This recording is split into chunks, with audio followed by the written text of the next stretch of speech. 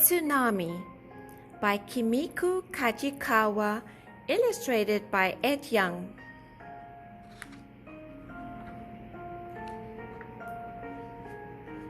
Tsunami.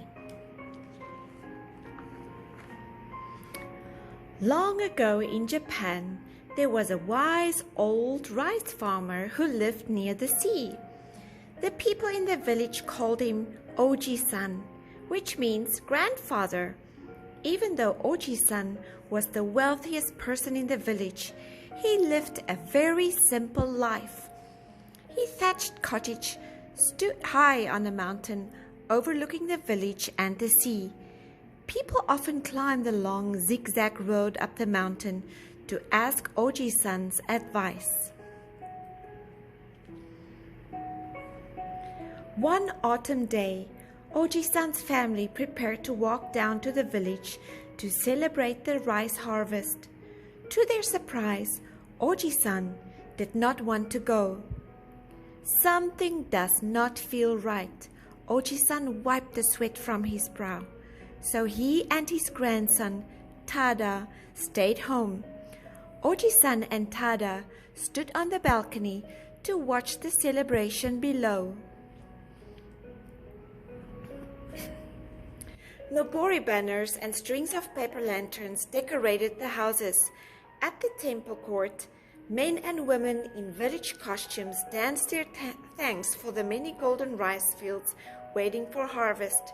Oji-san felt a rumbling underneath his feet. An earthquake is coming, he said.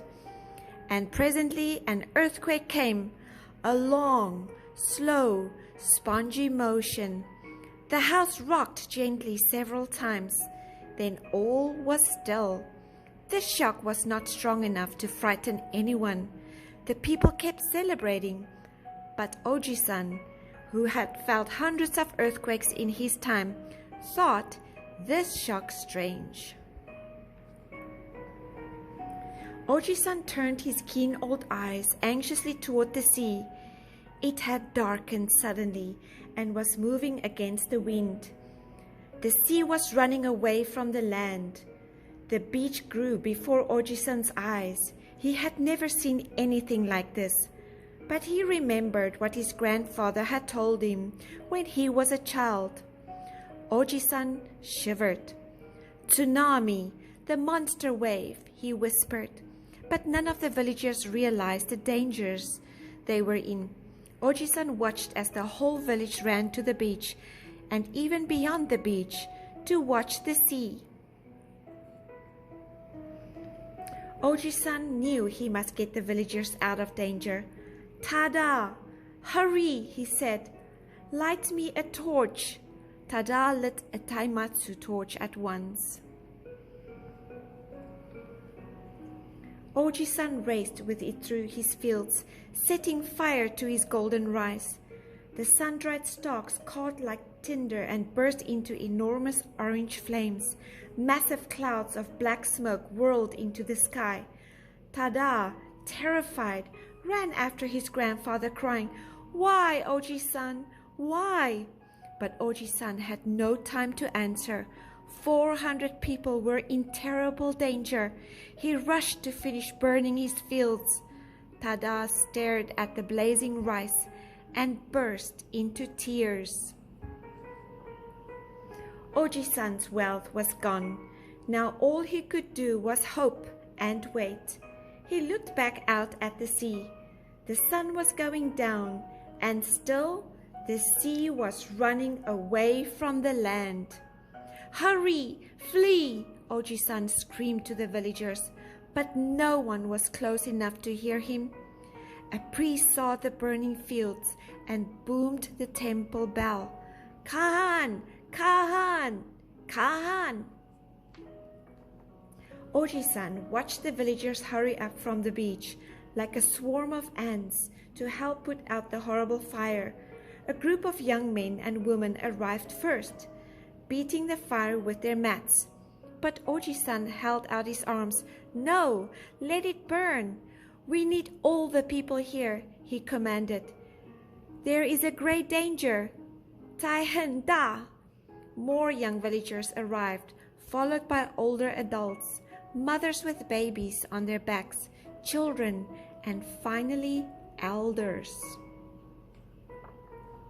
All the people gazed sadly at the flaming rice fields and the still face of their Oji-san, and the sun went down. "I am afraid of Oji-san," Tada sobbed.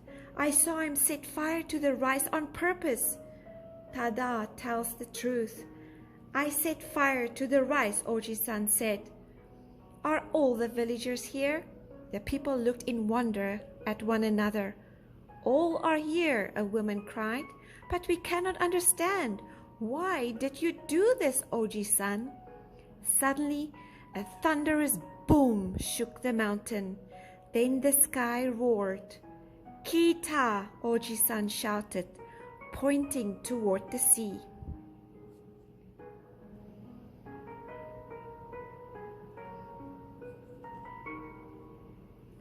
Through the twilight, a dark shadow grew larger and larger, racing toward the coast.